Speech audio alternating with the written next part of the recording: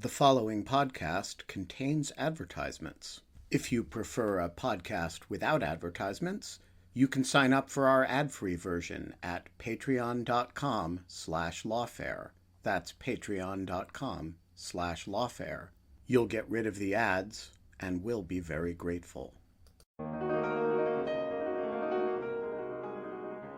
Senator Grassley has been pushing this issue for a long time. He has support from other senators, Republican senators on that side of the House. Democrats have been supporting this.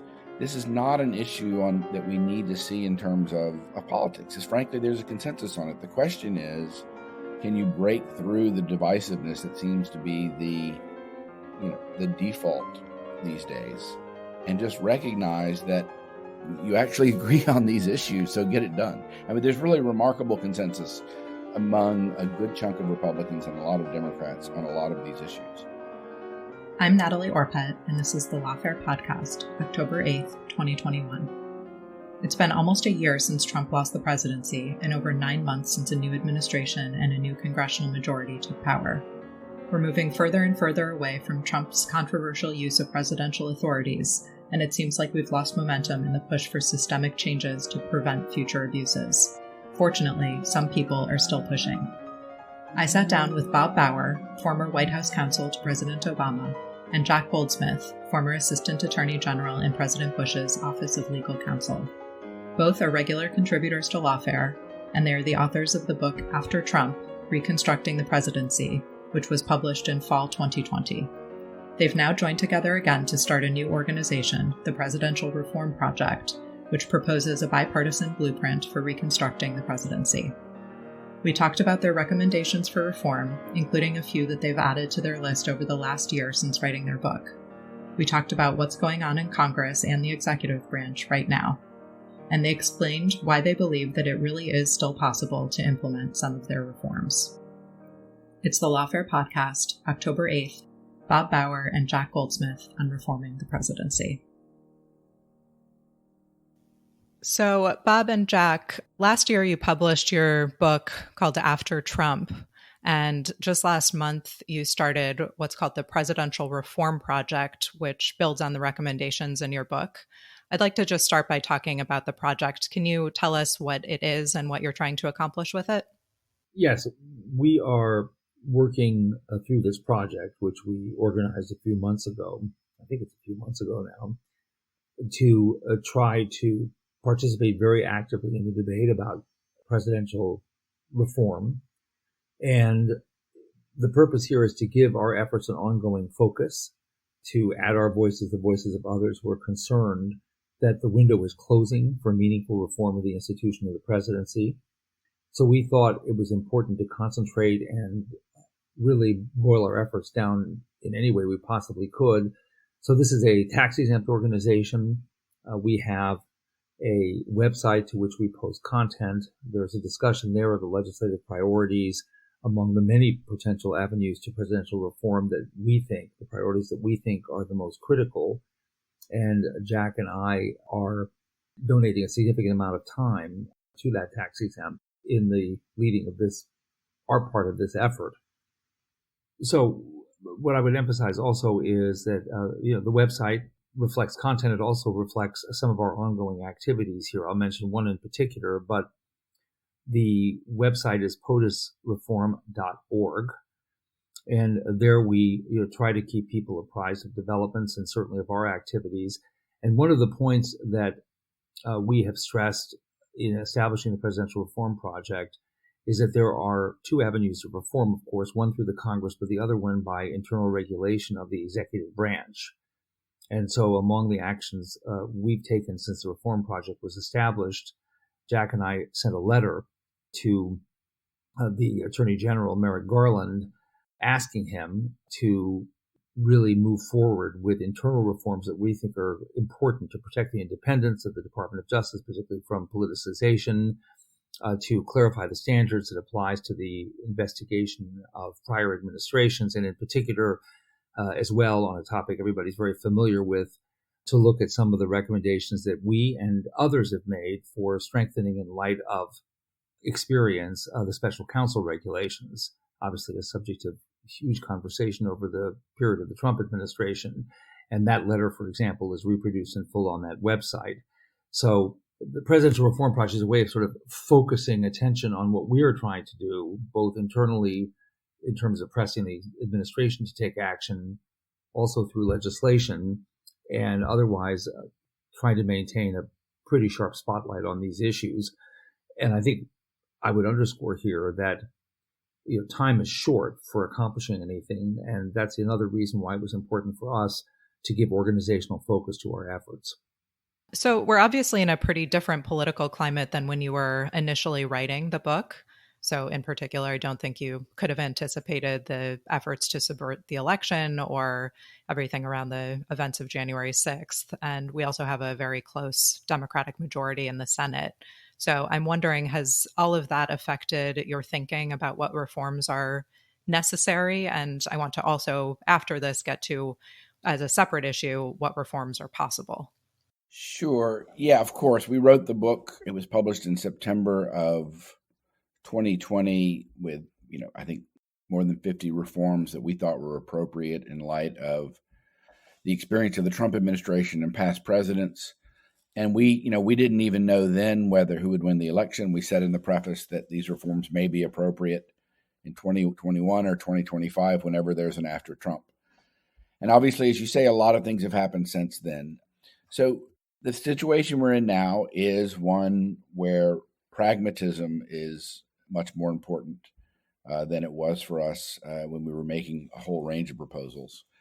So as you say, that Congress is very closely divided, and it may seem like we're almost a year into the Biden presidency, and we haven't seen major reform yet. We haven't even seen a lot of reforms out of the executive branch, much less Congress. So the question is, what can be done now? And that's what we're really focusing on. I mean, almost every reform proposal in our book is present in some bill in Congress. But some of these bills are more likely to get movement than others. And what we're focusing on is trying to maximize whatever influence we might have, or whatever persuasive influence we might have, on the elements of the things we wrote about that are likely to pass, or that have the best chance of passing. So, for example, in the Protecting Our Democracy Act bill that Representative Schiff introduced a week or two ago, he presented that as an anti-Trump bill, which in my view, in our view, was not the right frame to do that, because in fact, there are many reforms in there that many Republicans in the past have supported and indeed support now. So there's actually room, even though the Congress is very closely divided on many of these issues. So for example, in the Schiff bill, where Republicans can plausibly join. Let me just say two more things. There's one thing about the current circumstance that's good, and one challenge. The thing about reform right now that gives one a little bit of hope is that the current occupant of the White House, President Biden, is in theory, and I think in reality, much more open to these reforms than just about any other president would be. Certainly a Republican president with a more unitary executive focus might not be so open to some of these reforms. President Biden has signaled that he is open to them, and I think that reforms that constrain the presidency are likely to get the best possible look under this president. That's the good news. The bad news, as Bob said earlier, is the window is closing. We basically think that there's maybe a year in which there's a chance for some of this stuff to get through Congress. The closer we get to the midterms, the closer we get to the presidential election, the more that some of these proposals start to look like anti-Trump proposals, even though many of them aren't. The politics just get harder and harder. So there's an opportunity here. There's an opportunity for bipartisan agreement, but the window is fairly narrow. Okay, I'd love to dig in a bit on what exactly these reforms are, to talk about what your recommendations were in the book and to the extent they have shifted a little bit since then. But why don't we start with, what are these bipartisan reforms that you think really are possible and can be realistically passed? So Bob and I wrote a piece in Politico last week that went through this, and I'll just summarize it for you. We went through the Protecting Our Democracy Act, which is, again, this very large presidential reform bill, some of which doesn't have, I think, a plausible chance of getting through both houses, but some of it does. So just for example, the proposal in the bill to reform the pardon power by, for example, making it a crime for the president to give a pardon for a bribe, that's something we proposed in our book. That's something that is not just about Donald Trump. But this same issue, it did arise in the Trump presidency. Were some of his pardons bribes, and should we try to regulate that? But the same issue arose at the end of the Clinton presidency, and Republicans then were outraged by it. And this is an issue that shouldn't be something where there's political division. It's something that both sides have in the past agreed on, and we think there's a chance for agreement there.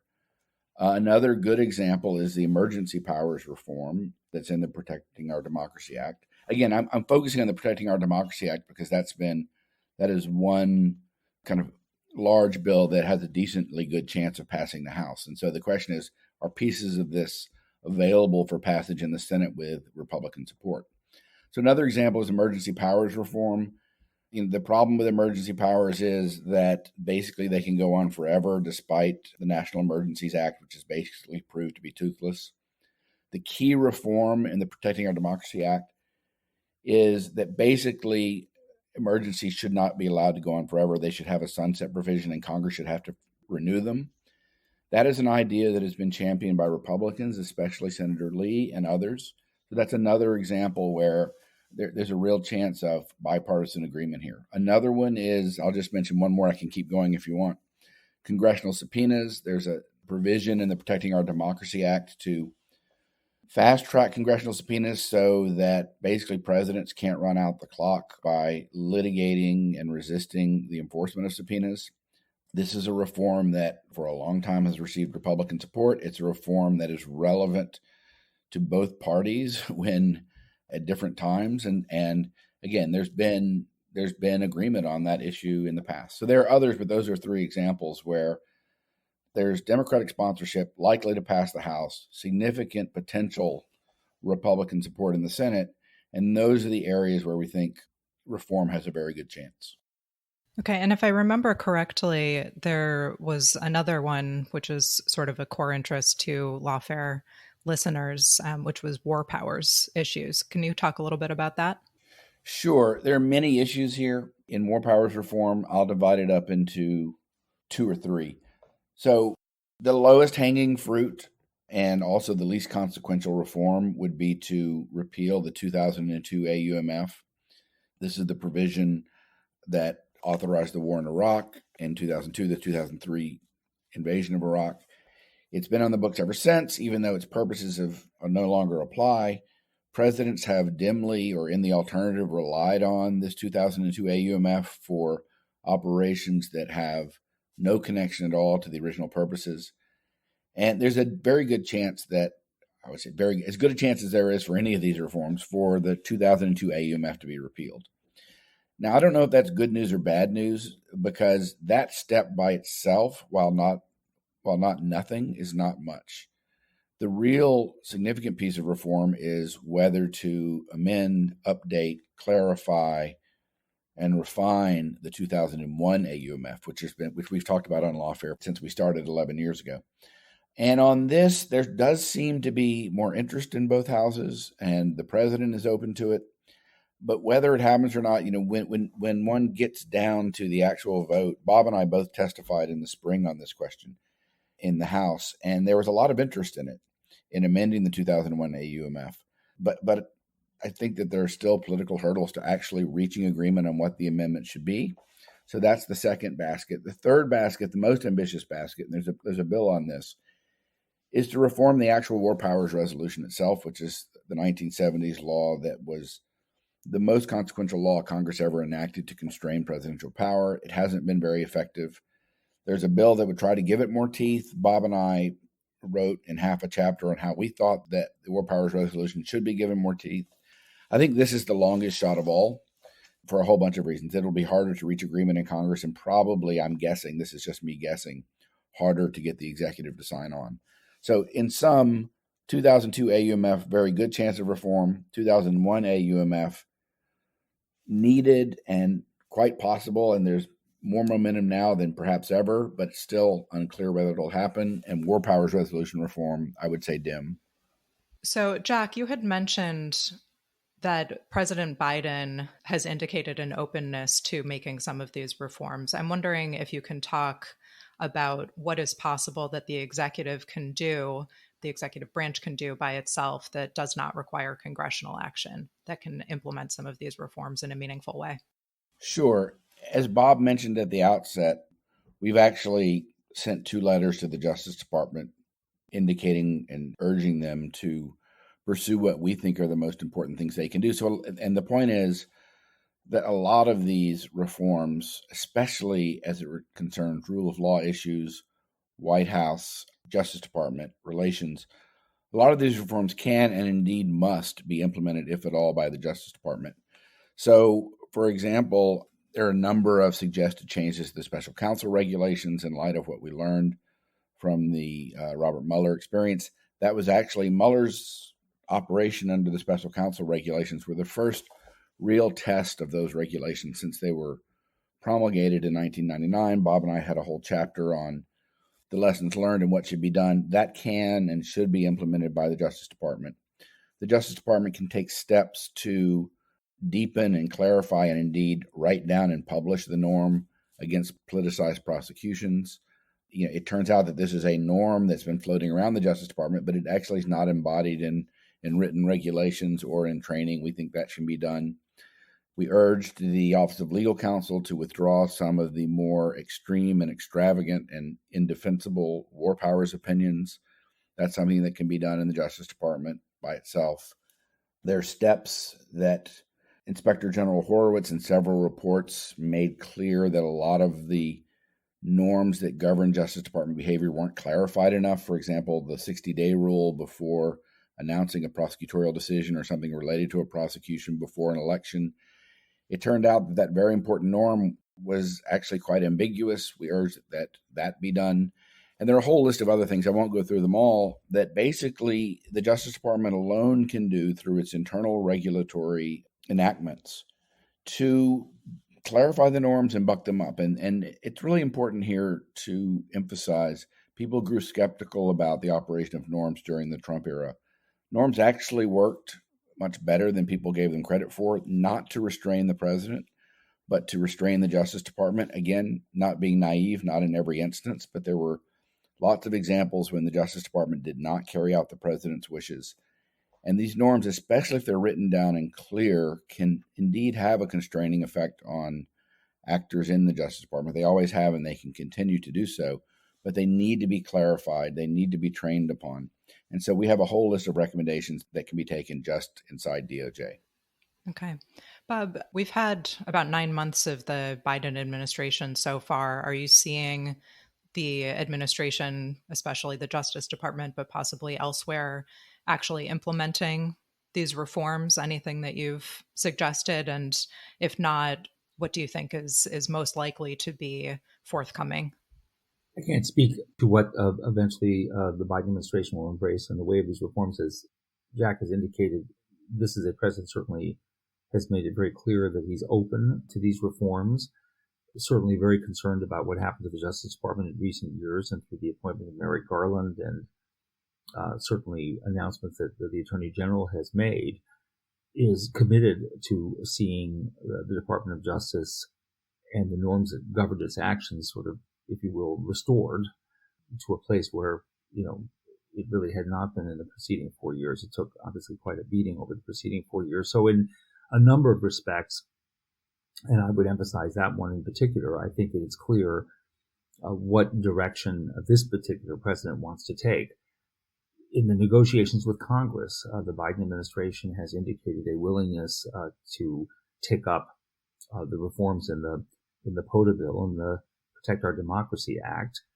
There have been negotiations around some hard issues. There is always going to be some tension between the Congress and the executive branch about the particular design of these reforms. There are balances to be struck, hard choices to be made.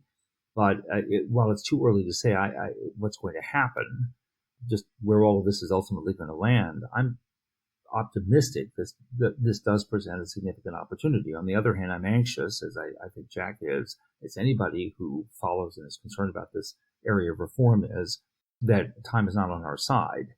And as other issues crowd onto the agenda, And, the concerns that were expressed over the preceding 4 years, for that matter, even before that, if you recall all the focus, even the Democratic administrations on, the imperial presidency, charges on both sides about overreach on the executive side, that somehow all of that sort of fades under the heat of contemporary controversies, and it's difficult to achieve some momentum.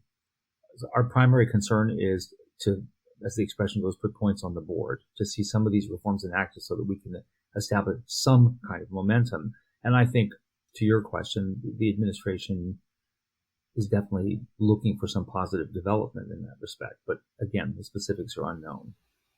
Okay, so have we seen in the Justice Department or otherwise in the administration any concrete steps so far? I know, for example, you had, as Jack mentioned, recommended withdrawing the OLC opinions that came out under previous administrations with regard to war powers. I haven't seen those memos withdrawn yet. Are there other examples of concrete actions that have been taken? I mean, I think, as you've said, it is extremely important on the messaging front, and that the president and his administration are indicating an openness and stressing the importance of these reforms. But I'm wondering, pen to paper, has there been anything going on? So the short answer is no, at least as far as the public is concerned. The two major reforms I can think of that the Garland Justice Department has implemented is they did issue a new White House contacts policy. Every administration has such policies, and while it was a good step, it wasn't a surprising step, and it wasn't a radical change from past practice. It was just a kind of a recommitment to the traditional norms. That's not nothing. The second thing they've done, and it wasn't one of the reforms we proposed, Attorney General Garland changed the Justice Department's internal regulations about when they will seek information from journalists in leak investigations. That was a big deal. That was a non-trivial change, but it doesn't get to, at least to the core of the rule of law issues we're interested in. On those issues, unless I've missed something, there hasn't been any public movement. Now, I don't believe that means nothing is going on. Obviously, the Attorney General and his staff have lots of things on their plates. I do believe that they are considering serious reforms in light of what happened under the Trump administration and in past years. The FBI has implemented, I believe, some reforms related. They've implemented quite a few reforms related to some of the Inspector General proposals in light of its many critical reports. But on our core issues, we haven't seen anything yet.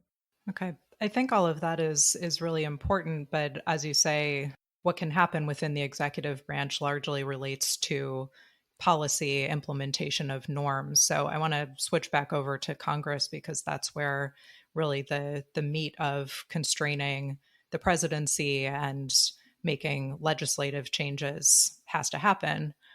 So has there been anything in Congress that has at least spoken to some of the recommendations that you made in the book, or recommendations that you would have made had you been writing the book later? Well, I can give an example of something that started to move last year and is reflected in the Schiff bill, and that is presidential pardon power reform.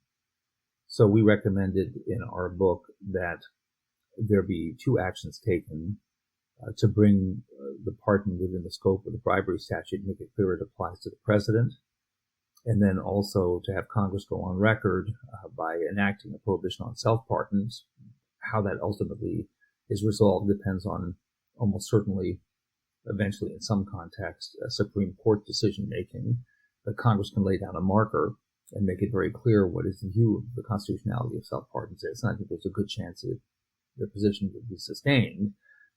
And it moved out of committee last year. It is now in the POTA bill. It is an example of a reform that people, might not be focused on in the immediate term because there's really nothing to put it before the public eye. But first of all, it's an issue that's arisen in administrations certainly other than Trump. Trump, as in so many other areas, took it to the limits and beyond. That is to say, the self-serving use of the pardon power. And this is an example of an area where there ought to be bipartisan agreement and a really meaningful opportunity to, as I said earlier, to put points on the board, to indicate that these kinds of claims, claims of presidential authority, are not going to go unanswered. And so, long and short of it is, I think there's interest in this topic, and then the question is whether or not there's going to be just, again, enough of this sort of political momentum in a crowded legislative space to permit it to move forward. But that's an example where some movement in the legislative process occurred, although we haven't seen anything approaching the final passage. But the unhappy bottom line is nothing yet. We're almost a year into the Biden administration. There was a lot of talk about reforming the presidency. During the Biden administration, there have obviously been lots of very important things on the legislative agenda, things that are for obvious reasons deemed to be more important, including dealing with the COVID crisis and economic affairs and the like, the president's key economic agenda.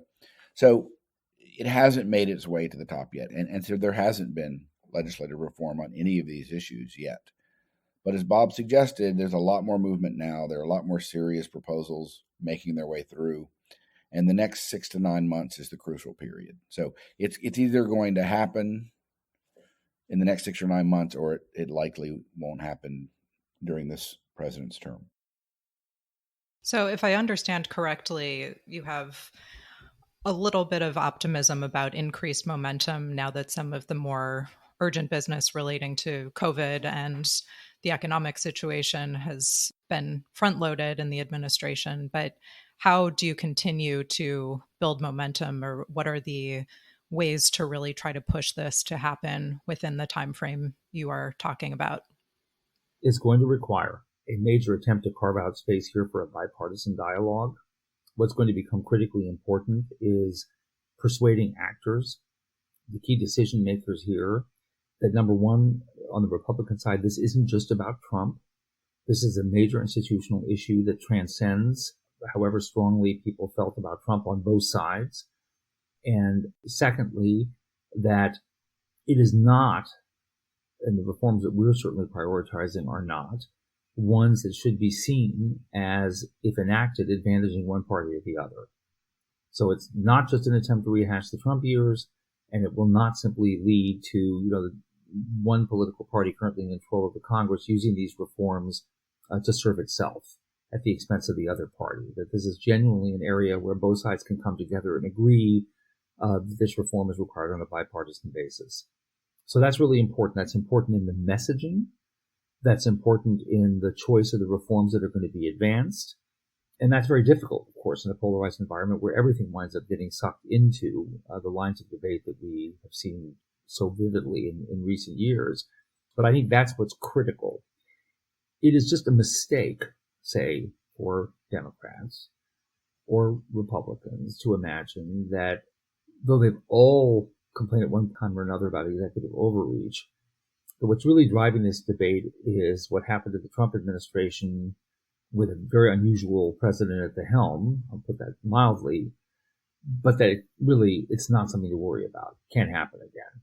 And that's just not correct. And one of the points we make in our book is it is, in fact, easy to imagine that not only will it happen again, but somebody far more experienced than Trump in government, far defter in wielding power, will actually be much more effective in abuses of the presidency that will take, a real toll on our constitutional democracy.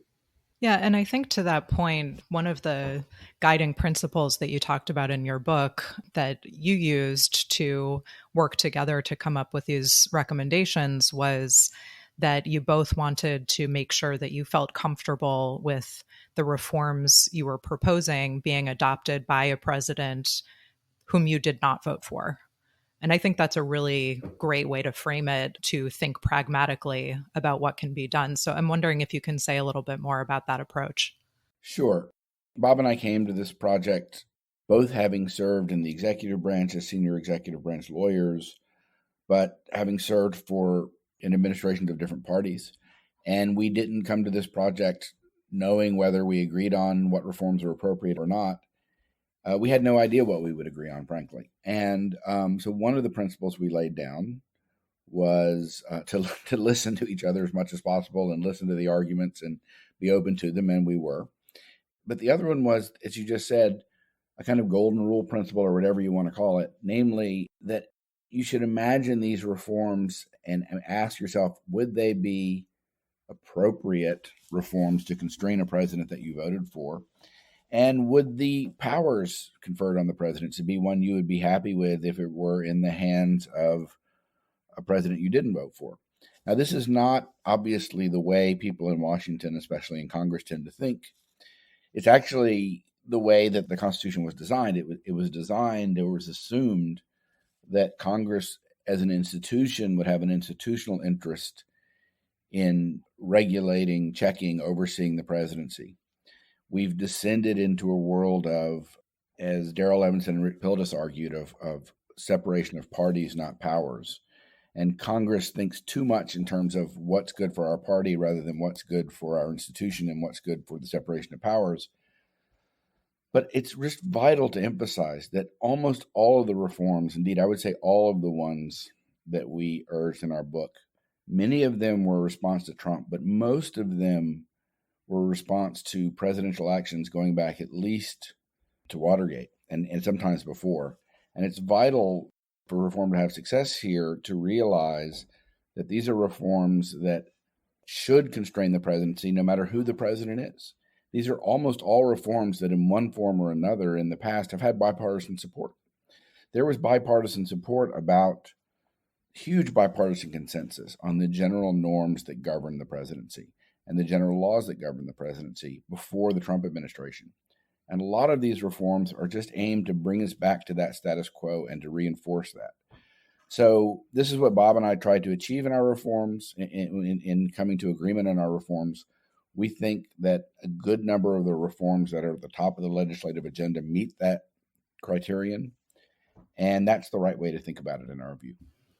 Yeah, that's interesting because one thing that had occurred to me is it really does seem that a way to message this, although this is too esoteric a framing, I think, is that there are separation of powers issues at stake here. And Congress, you would think, has an interest in protecting its institutional integrity. But as you say, there's a lot of prioritization of party over institution.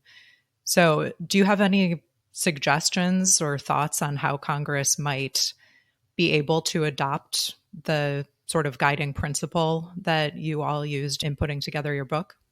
The countervailing forces are very powerful.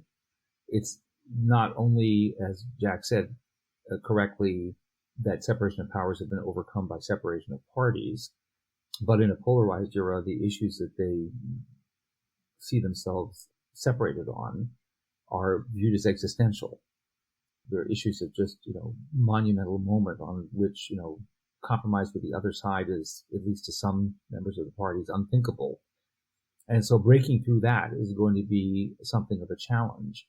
But having said all of that, I think that there is, though not likely, say in the Republican caucus, 100% of the caucus open to being persuaded along the lines. I think there are enough Republicans and certainly enough Democrats to make a majority if we can, again, be very disciplined about the message and the selection of the reforms that we're talking about, where, as I said, it can be very clear it's not just about Trump, it's about a future that nobody will be happy with, and the reform in question is not a reform that is going to reliably advantage one party over the other, and it hasn't been designed that way. And if you can push hard on that, I think there are members of good conscience on both sides who realize what's at stake, and I think could respond affirmatively. But that's one of the reasons we set up the Presidential Reform Project, and others have also organized themselves to really, really push hard with that focus right now, because it is meeting with powerful countervailing forces. And it's probably one of the reasons why, for all the talk about reform post-2020, and granted there have been other things on the legislative agenda to generate the delay, is one of the reasons we haven't seen anything, is that there are these very powerful countervailing forces. But I think there is room for an agreement. I just want to come back to a point that I made earlier because I think it's so important, and that is, if you step away from the whose ox gets gored in the short, medium, and long term, and who is this reform aimed at, and you just look at the reforms, so many of the reforms that the Democrats in Congress are pushing have been supported in the past by Republicans, and indeed are supported now by Republicans. I'll give you another example that I didn't mention earlier. There are a whole bunch of bills before the Congress on Inspector General reform. And the different bills had different emphases, but there are 3 or 4 core provisions, and especially one on enhancing Inspector General independence vis-a-vis the president through vacancies reform. That's an esoteric topic, but it's a topic on which there's general consensus about the value of inspectors general in Congress. There's a general consensus on steps that should be taken to give this very discrete reform to help maintain Inspector General independence from presidential firings and opportunistic replacements. And again, these are issues on which Senator Grassley has been pushing this issue for a long time. He has support from other senators, Republican senators on that side of the House. Democrats have been supporting this. This is not an issue that we need to see in terms of politics. Frankly, there's a consensus on it. The question is, can you break through the divisiveness that seems to be the default these days, and just recognize that you actually agree on these issues, so get it done. I mean, there's really remarkable consensus among a good chunk of Republicans and a lot of Democrats on a lot of these issues. Those are the areas where we're most hopeful and where we're focusing most of our attention. Great. And I'll just take this opportunity to put in a plug for the article that we published recently of yours relating to Inspector General's reform and some of the legislation currently under review. And thank you for that. I find it very helpful. Just to drill down on this in very concrete terms, of these bipartisan reforms, which do you think is the most urgent to be made? What should Congress front load right away and push through? Right. So in our view, a lot of the bills are about enhancing Inspector General authority in various ways. And we're focused less on that, which there's a healthy debate about that and whether that should happen and what it should look like. But there's one core area that we think is vital. We talked about this in our book, and it's in a couple of the bills. And that is the combination of the way that the president can fire the Inspector General and the way vacancies work, which under current law, the president can basically replace a Senate-confirmed Inspector General with someone who's not Senate-confirmed and who's much more close to the president and who obviously won't have the same independence as an Inspector General. That is an issue that has been a problem in the past. There was some controversy under the Obama administration about that, but President Trump made clear that he exploited that weakness in Inspector General independence more than others. And that's an issue that we think reform is vital. Now, there are basically 2 points in play on Capitol Hill. One is some members think, and some bills have both of these, but some members think that we should raise the bar make it harder for the president to fire an Inspector General in the first place through for-cause removal provisions where you list the reasons that the Inspector General can be fired and you limit the president's authority to fire except in those circumstances. Bob and I don't think that's the most fruitful reform. For one thing, it's of doubtful constitutionality given recent Supreme Court precedents. And for another thing, frankly, it won't be very hard for a president to meet a for-cause requirement to get rid of an attorney general. We think it's much more fruitful to, both in terms of giving the president a disincentive to fire in the first place and for controlling the effects of a firing of an Inspector General, to limit the circumstances on who the president can replace that Inspector General with. This is getting a little bit into the legal weeds, but Congress has a lot more authority over controlling vacancies reform and who the president can put in temporarily into an executive branch position than it does on removal that I mentioned earlier. And there are bills on the Hill that mirror things we argued for that basically say that the criteria should be tightened and that the president can only replace a fired or vacated Inspector General slot with someone who's either served who's a career official, a non-political appointee, I'm simplifying a bit, within that Inspector General office or within another one. And that simple reform, but vital reform, would go a long ways towards protecting Inspector General independence. It's something that, again, has had bipartisan support. So that's an example.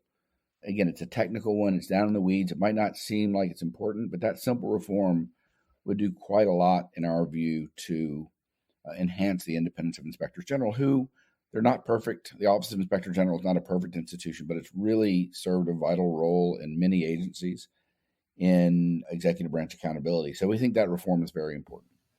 Yeah, and it strikes me that the fact that it is a little bit in the weeds can actually be a benefit. This doesn't need to get a lot of attention in the public and doesn't need to become the fodder for a lot of politicization and debate. So maybe that's something that is a real benefit. I think you're right, and I hope you're right. So on the flip side of this, of the reforms that do not have bipartisan support, are there some that you think presumably Democrats should try to push through, before the midterms, that should really take the type of concerted effort or worthy of the concerted effort to really push through, even if they are not going to be able to do it with Republicans? Well, the danger, of course, is that if you don't have bipartisan support, their shelf life could be limited. And then what have you accomplished? I think it's really important to do this on a bipartisan basis. And even if you had to recognize that there's some reforms that may have to wait another day and you push others to the forefront so that you can at least accomplish something here, I think that's probably what you need to do. I don't have in mind something that I think, at least in the roster of reforms that Jack and I have written about and that are reflected in the prioritization that we've adopted for this current congressional deliberation. I can't think of one I would say I would favor pushing ahead with over Republican opposition. I would favor every effort whatsoever to get bipartisan agreement. I think that's essential to making this work. There are issues, by the way, I should add, there are issues that I think are a great moment that Jack and I don't discuss in our book that have come up since we wrote the book. Transition reform, the Electoral Count Act, Congress's role in the election of the president, where some real problems have developed that I think it is madness for the two parties to overlook on some belief that if they engage in some responsible reform activity, it means that one side is going to get the better of the other. But again, that's so close to the bone of electoral politics. I don't see much movement in the direction of reform there. But I think those are urgent. It's just a shame that can't be discussed in a serious way and move forward, because we don't want a calamity like the one that was in development, but fortunately did not come to pass at the end of 2020. Yeah, and I guess just to follow up on that, are there other reforms that should really, really be pushed that you didn't talk about in your book, but that you have come to see as necessary since writing and since observing what happened, for example, around the election and January 6th and some of the other issues that we've been seeing? Certainly transition reform. I think that the confusions over the role of the General Services Administration in arranging for support for a full transition, the so-called ascertainment of who the apparent presidential winner was. There are some legislative proposals pending on that, but I think that's extremely important. And by the way, the fixes wouldn't be complicated and they wouldn't be expensive. So it seems, again, I have to say, mad that can't be fixed. It should be obvious that is a door that swings both ways. And the Republicans should be just as happy to have that problem fixed as the Democrats would be. That's an example. And in the more fraud area of congressional procedures in the presidential election, for example, the role of the Vice President of the United States, again, that door swings both ways. I don't know of anybody who sensibly believes that the Constitution confers authority on the President of the United States, the Vice President of the United States, to determine who the next president is. And so I think that it would not be difficult if you could close the doors and have people speak without fear of sort of being observed by partisans and castigated on Twitter. It wouldn't be difficult to reach an agreement on how that problem is fixed. And there are other problems in the Electoral Count Act, I think, that lend themselves to a reasonably clean resolution. But that, as I said before, that's so close to the electoral nerve here that I think it's hard to see anything moving on that. So I think I'll just end with, as for me personally, someone who is also really an institutionalist, one of my big fears is that too many people think that the only way really to avoid the abuses that we saw under the Trump administration is through a political solution, which is just somehow to make sure that neither he in 2025 nor anyone else like him becomes president again. And you spoke about the fear that you have, which I share, that if someone with the same tendencies but much more experience and ability to navigate the system comes in, the possible damage is much, much greater. What would you say to those who believe that the best or only way to avoid these abuses in the future is just through a political solution? So, I actually believe that the most important way to guarantee that the president and his or her administration has integrity is to elect the right president. And that's no doubt true. And I also will acknowledge, I'm not sure Bob agrees with this, but I'll acknowledge that if every single one of our reforms were passed, that wouldn't make it impossible, certainly, for there to be a presidential abuse. But having said both of those things, it can make a huge difference in less on controlling what the president does. The president is actually a hard actor to control, especially when he or she is talking. You can't stop presidential speech. We learned that in the Trump administration. The question is, can you temper the consequences of presidential abuse?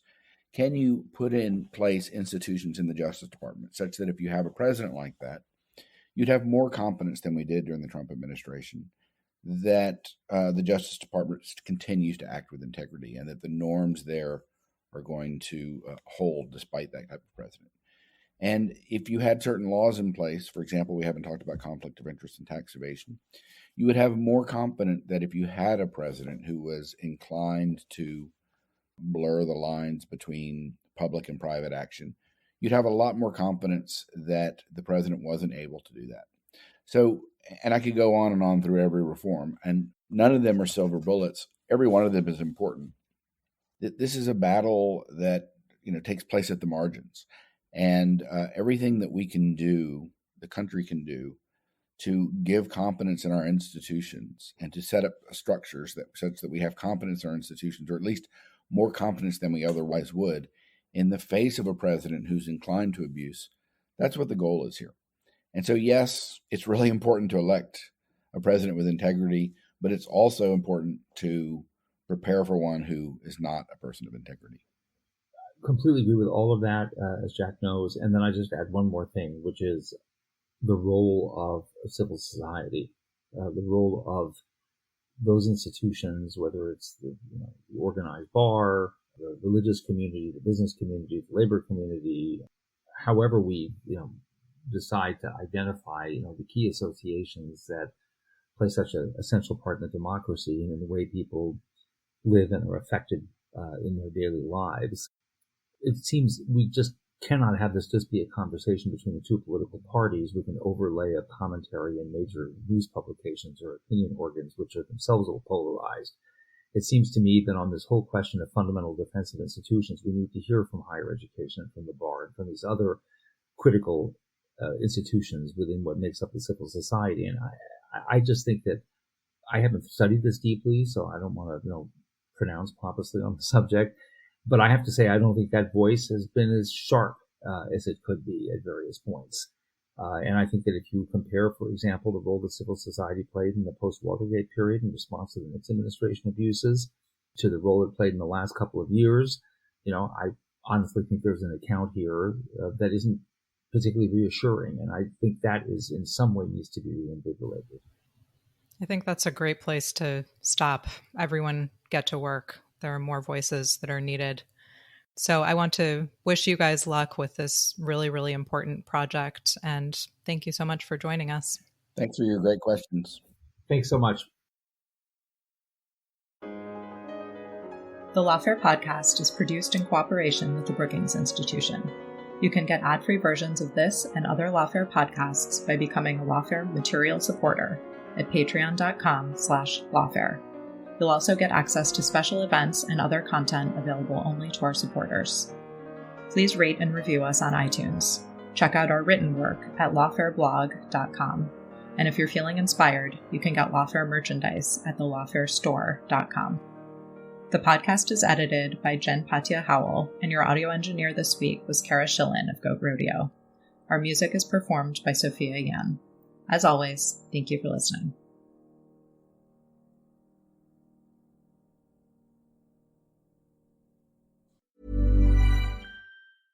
Transactions are taking place every second. One might be a solid data point.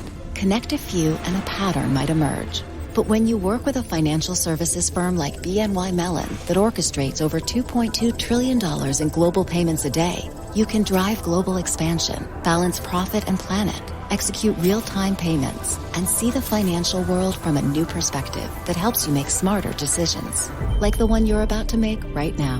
BNY Mellon. Consider everything.